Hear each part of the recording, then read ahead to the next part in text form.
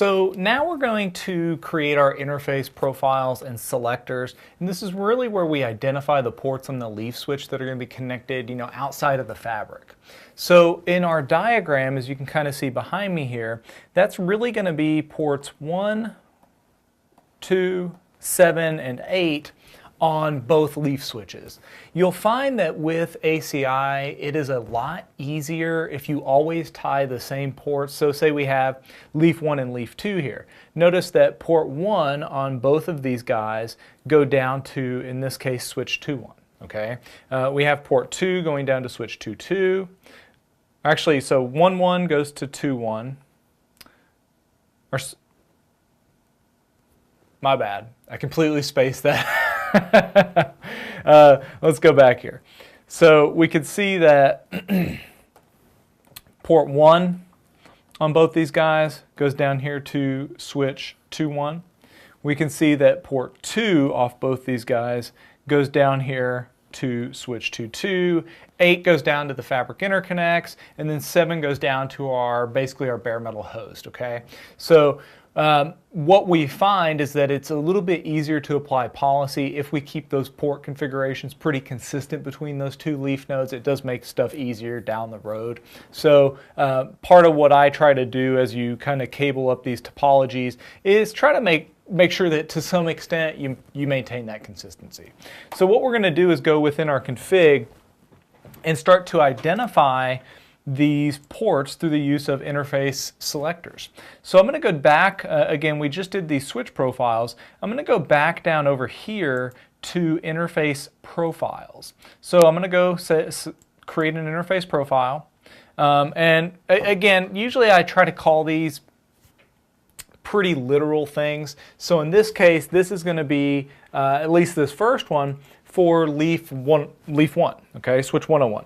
So I'm going to call this, interface profile 101, and then I'm going to come down here and do my interface selectors. Now, with these interface selectors, what I try to do is identify each port individually. So notice down here you could use a range. So like this port is going to be E1. So, and the only reason I do E1 is because you can't do a slash. So we're just going to say E1, and then under interface IDs, I'm going to say 1-1. Again, I try to identify each port individually, and if I'm doing this in a production environment, I'll typically go in here and do a specific selector for each interface. And again, I find it easier and a little bit more flexible down the road. If you need to remove an interface, if you have it within a range, you have to remove the whole range first and then go back and add each one separately, or remove the one that you're trying to remove from that range and add all the others back without it. So I typically just go ahead and take the time. This is a little bit easier with scripting, and just do a 1-to-1 ratio. Notice there's no E here because all these ports are Ethernet ports. And we haven't done an interface policy group yet. Typically I would go ahead and put that in here, but I'm trying to show you guys how this all constructs together. So we're going to leave that out for now and come add it back later. So notice I have E1. We're going to do the same thing in here for E2. We'll do 1-2. Okay. This one's going to be 7. We'll say 1-7. Again, I'm not going to do any of those yet. And we'll do 8. We'll say 1-8. And okay.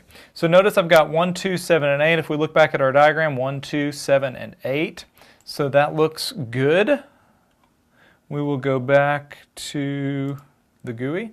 We'll click Submit. We're going to do the same thing for basically 102. So I'll say create another interface profile. We'll say int profile 102, and then our selectors here, we're going to say E1, 1, okay. We'll say E2, it's going to be 1, 2, E3, 1, 3, whoops. And then E1, whoops, oh, I did 3, man. You guys let me do that? It's getting too much in a groove here, so we'll do 1, 7, actually remove this one, and we'll add 8. E8, 1/8, and OK. So again, we have 1, 2, 7, and 8, and now profile for 102. So we'll go ahead and click Submit here. And now we want to tie these back to our switch profiles. Because remember, back in our switch profiles, if we drive down into these, we had an interface selector profile that we could have referenced during that creation, but we didn't yet. So what we're going to do is go ahead for 101 is reference interface profile 101. Okay, we'll submit it.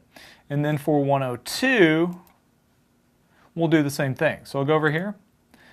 We'll create select 102, and now we'll click Submit. So the end result so far, guys, if I cruise back over here to our whiteboard, notice now we've created, and this isn't the exact naming that we used, but we have our switch profiles here, and within those switch profiles, i.e. contained within them, we now have these interface profiles, okay? And within those interface profiles, we reference individual ports. So you guys are going to start seeing how all this ties together now through the use of these switch profiles, interface profiles, and as we go in and we start to build our access policies, our VLAN pools, and our domains, all of this is going to start to come together to where we ultimately are going down to the individual leaf switches based on these configs, and we're pushing VLANs, okay, and pushing identifying information out so that they can identify endpoints in the proper bridge domains off of those leafs. So again, right now it may still be a little bit fuzzy, but as we trickle down this line and start to really put all these pieces to the puzzle together, hopefully it'll really start to click.